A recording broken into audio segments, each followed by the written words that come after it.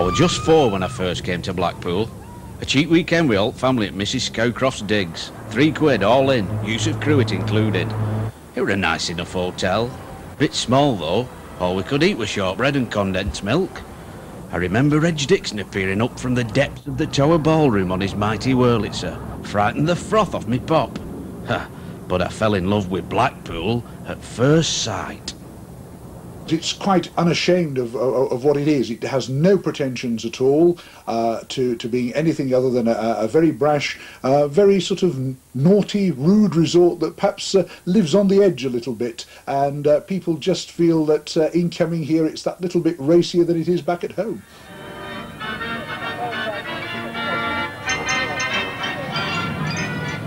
Since the 1890s, lads and lasses have headed straight for the pleasure beach. It was always the Rollercoaster and Big Dipper that everybody wanted to ride. The "I'll have a go on it if you will" sort of experience. A rickety wooden ride that had your false teeth clacking like castanets and rattled parts of your body you didn't think could rattle. Now they want to build the world's tallest roller coaster here in bonny Blackpool. When I say they, I mean this fella. Well, about 4 years ago, I rode on what was then the tallest roller coaster in the world, which is an amusement park called Cedar Point in Ohio. It was a first roller coaster at 200 feet, and it was just the most amazing roller coaster I have ever been on in my life. It was just enormous, and the first drop was just spectacular.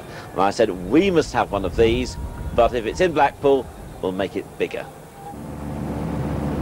I hope he was good at Meccano, because he'll have to cram one of the most sophisticated steel structures ever witnessed in this country into the most confined amusement park in the world. And it's going to be tight as a Yorkshireman's trousers. The length of the ride itself, measured on plan around the track, is just over 1.5 kilometres, about 1,570 metres, measured as a plan view. And because of the various slopes on the ride, the actual length of the track itself, measured on the route that the train will take, is obviously more than that, and there's about 1,665 metres of track on the ride. The track at its high point is 72 metres high, and this makes the ride the tallest roller coaster in the world.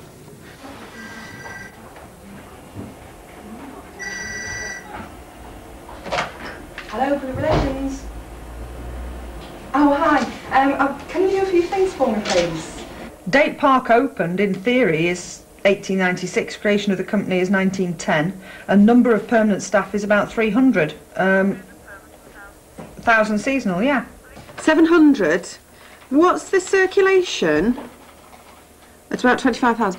I think 700's quite a high figure. We don't usually give away that many tickets.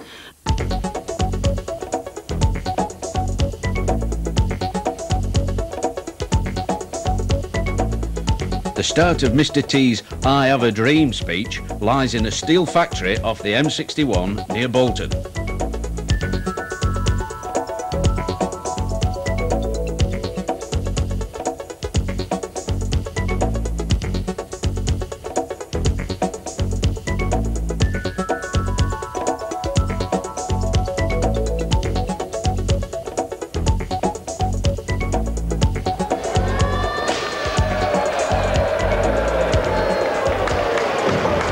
Is that it?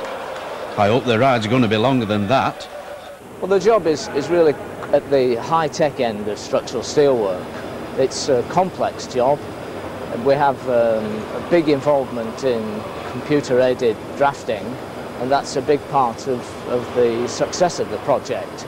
Then we'll bring it into our factory here, and we'll carry out all the welding, cutting, burning, all of the actions which we need to fabricate the steelwork. Then it will be painted, transported to Blackpool and erected.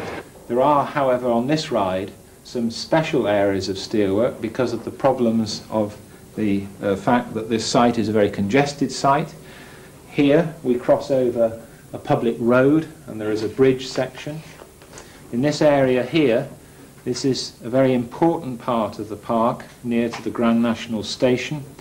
and it is unacceptable to bring so much steelwork as in the lattice sections down onto the ground here, and so a special structure with very high single columns has been designed here.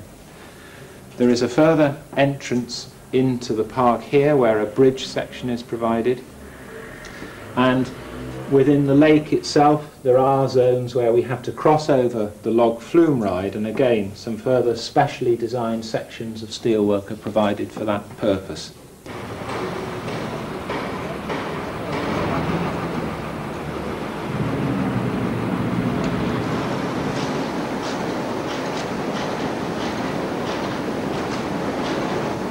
If you were ever stranded on a desert island, this bloke's one of the few men who could turn 3 coconut leaves and a yam into a shortwave radio. He says he's going to put the ride together. Well, with it being such a unique project and so high, you've got the safety, which is paramount, of getting the blokes up and down the job. You're doing it in the dead of winter, in a very short space of time, in a site that is at best confined. How can I help you? Colleen, come to you about that child. Could you, Philip is downstairs in reception. Could you just talk it through with him? Right, okay. Thanks very much. Those sorts of lines, you know, if I won't get one. I will probably have the American engineer. The designer is still in Utah. He's the gentleman who doesn't go on things because he gets motion sickness. Look at this lot. This would have a scrapman slavering at the lips. Ton upon ton of top quality gear. There's more heavy metal here at Blackpool Airport than at a Guns N' Roses do.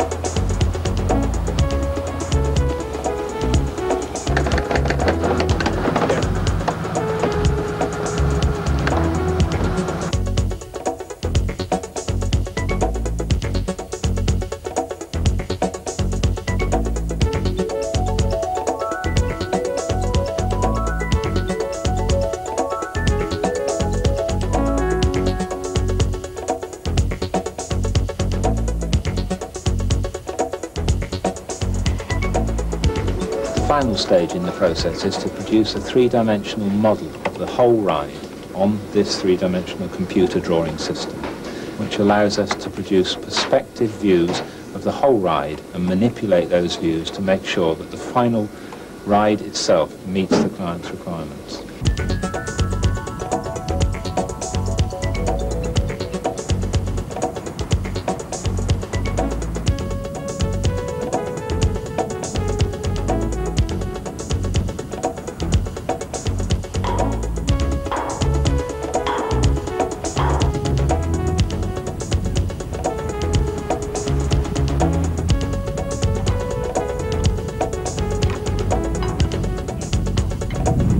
But we've only got like a 4-month envelope to build this thing, and you couldn't build it on the park from scratch in that time span.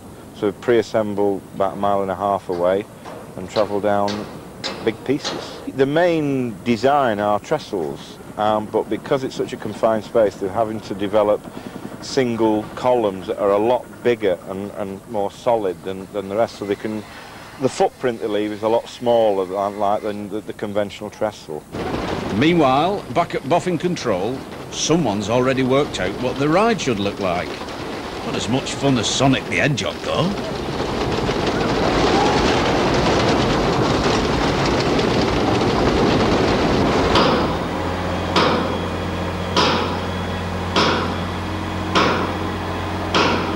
But all this is going to need a lick of paint, and I'm not talking about 2 tins of emulsion. Again, the answer lies in Bolton. What is it about Bolton? A firm that supplies the odd gallon of matte for a certain you-know-who's you-know-what. Is that the Queen Mum waving? Well, the great thing about galvanising is it provides a layer of zinc all over the steel. Now, this is great in terms of long-term performance, But the bad thing is trying to find a paint system that will stick to it. And this is a real problem.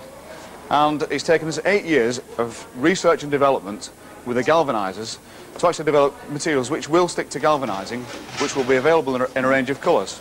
Once we've got the basic adhesion onto the galvanised surface, is then based on two-pack technology. Now this means that we can give excellent chemical and abrasion resistance, which helps during the actual building of the process. Following on from that, it also means that the long-term durability, the gloss retention of the system, is far greater than an ordinary, say, an undercoat and gloss that we'd use at home. It's going to be at least 15 years before anybody needs to go back up on the ride to even think about painting it, and it'll probably last for much longer than that. In fact, it'll be, I should think you and I will both be dead and buried by the time it's ready for repainting. And apart from anything else, Lee's have got a machine like this. Is it R2-D2's big brother? Hello, it's Anne from Blackpool Pleasure Beach. Hi, I believe Brian Robinson spoke to somebody the other day with regards to accommodation for the American coaster enthusiasts. Right, can I actually reserve their accommodation? 27th, 28th and 29th of June.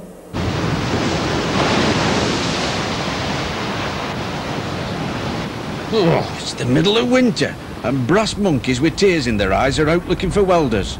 But work must go on. Well, the ferocious winds that we've had have precluded any high-level work, but we've managed to keep going on the relatively low-level stuff. However, the freak snow we got the other day really put a stop to everything. Everything was so slippy, it was treacherous up at height, anywhere in fact. Well, there's so many safety devices, of course, in this, and I hate to give away all that because you like to kind of think that you might be able to come off, but there's so many safety devices on these rides that it's impossible for it to come off, or in fact for you to come out from the car. In local areas, there's not only the soil conditions, but there's earthquake conditions, wind conditions, and all that, and basically it's been designed taking all of that into consideration. So there's no problem with it. As we've stood on the top of it, you can feel the wind moving the ride, and in fact that's normal and that's expected. There's a small amount of vibration and movement, but that's all normal. You'll need more than a set of ladders to paint this lot. In fact, what you really need are abseilers. Smart Alec.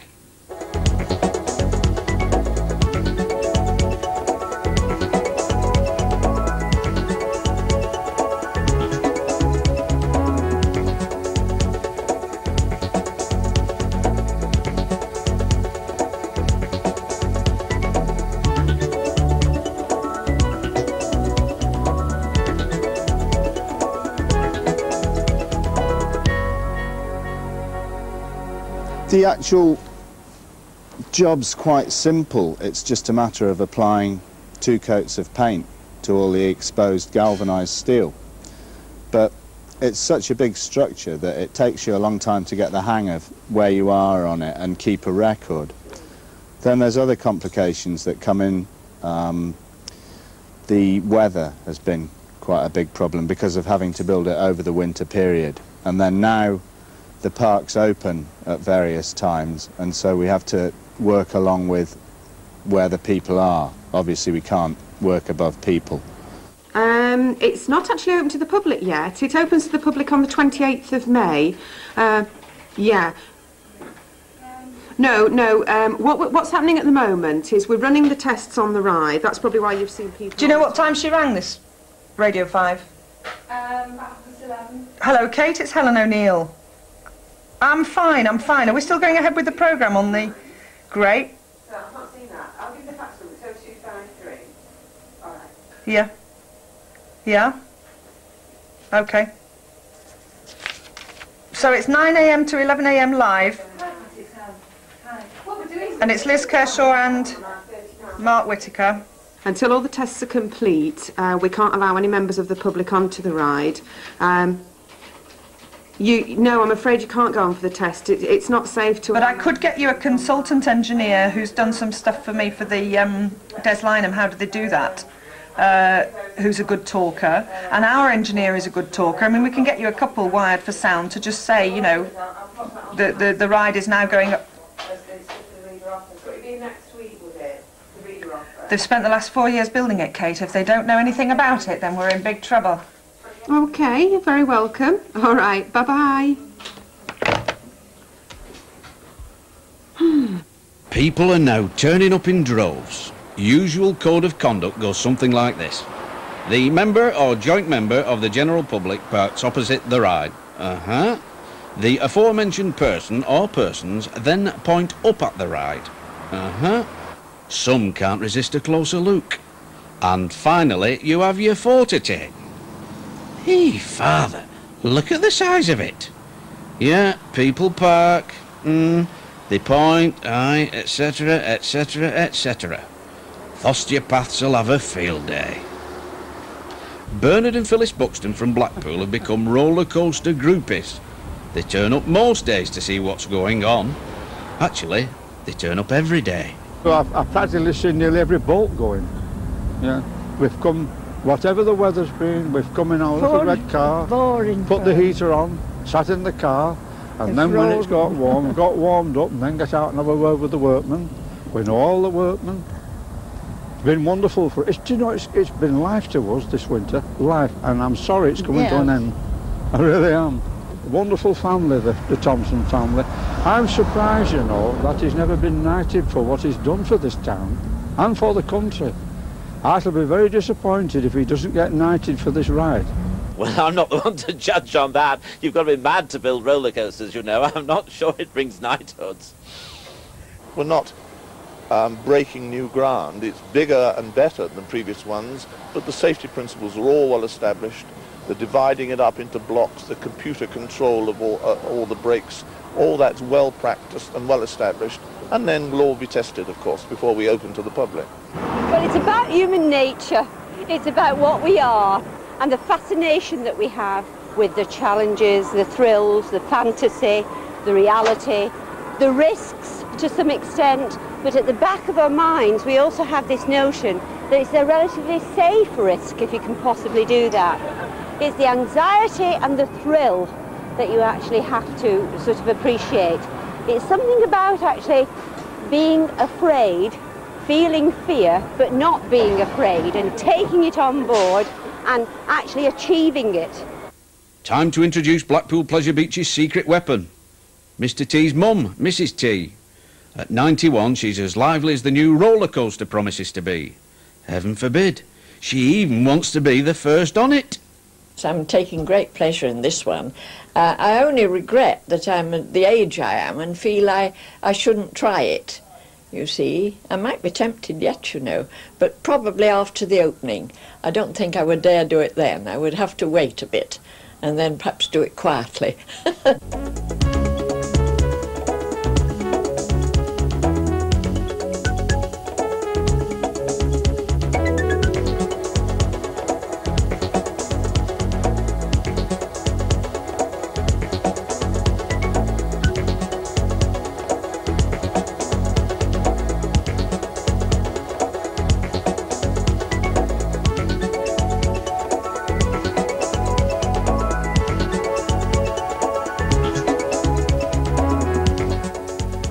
Unlike ordinary cars, which have just got one wheel at the corner of each of the car bodies, the cars that make up the train here have got lots more wheels. And although it may not be obvious, there is a wheel on top of the running rail, there's another wheel underneath the running rail, which stops the train lifting up vertically, and then there's a wheel on the side of the rail.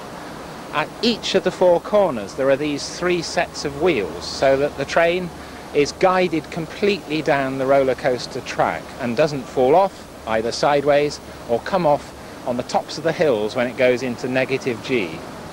If I'm not in the first car, I'd like to know why. We will wait and see. I might be sick of it by then. Going over the top the first time, sitting in the front seat, yes, absolutely, because it does scare the pants off you. I mean, that's the whole point about it. You go from being heavy, 4G, to nearly weightless, very quickly, and it's going to be thrilling. D-Day, 0700, 11th of May, 1994.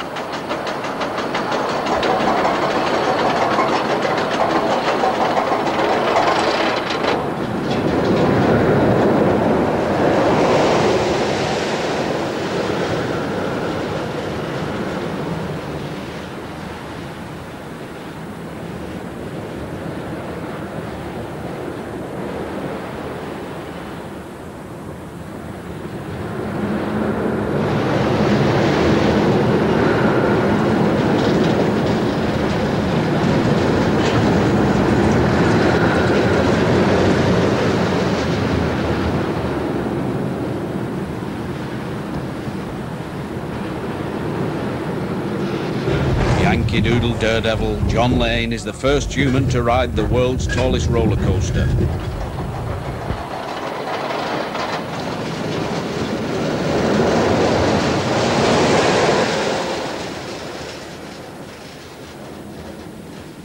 Then it's Mr. T's turn. Great. His moment has come. Systems go. Have you got your heart monitor? Yes, it's racing already. I think roller coasters are just fantastic. They really are.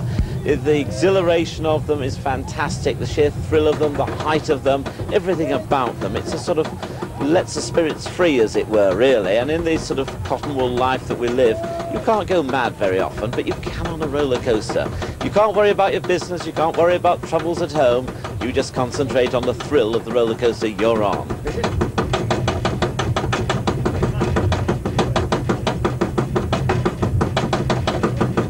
Set to go where seagulls dare. Rather you than me, Mr. T. Mother, I don't feel well. Put the kettle on, I'm coming home.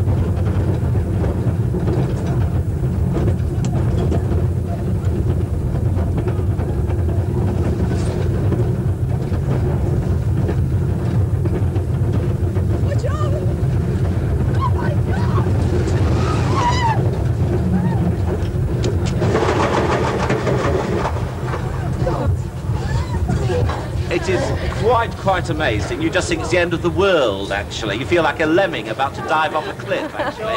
Just sheer down. Fantastic. Really is. And it really is breathtaking. Amazingly breathtaking. It really is. Here we're right next to other buildings and rides and attractions. And you're so near that you really do think you're flying, don't you? I think it'll be remembered as the 20th century equivalent of Blackpool Tower, something that has been a major turning point in the attractions of the resort, and something that will continue to ensure that Blackpool is at the forefront in terms of visitors.